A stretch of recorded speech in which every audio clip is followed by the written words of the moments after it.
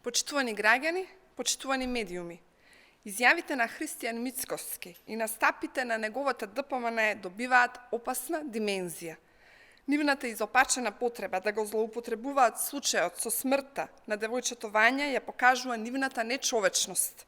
Трет ден нема одговор на прашањата на средбата на Христијан Мицковски со Љупчо Палески. Што се разговарало на таа средба? Што се договарало? Зошто се молчи? Мицковски треба да излезе пред граѓаните и да одговори.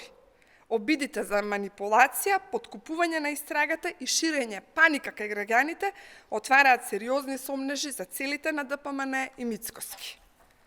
Особено што јавноста многу добро знае дека радикалните ставови на Палески беа алатка на ДПМН и нивните сателити.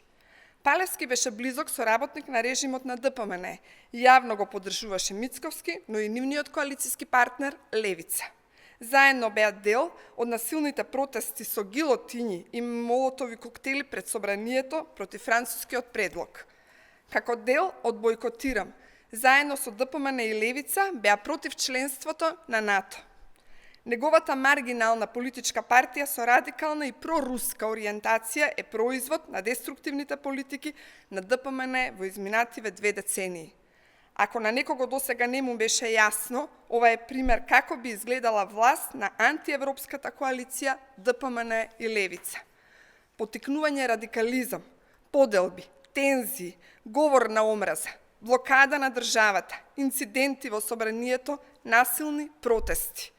Заеднички именител на сето ова е токму она што го манифестираа ДПМН и Левица.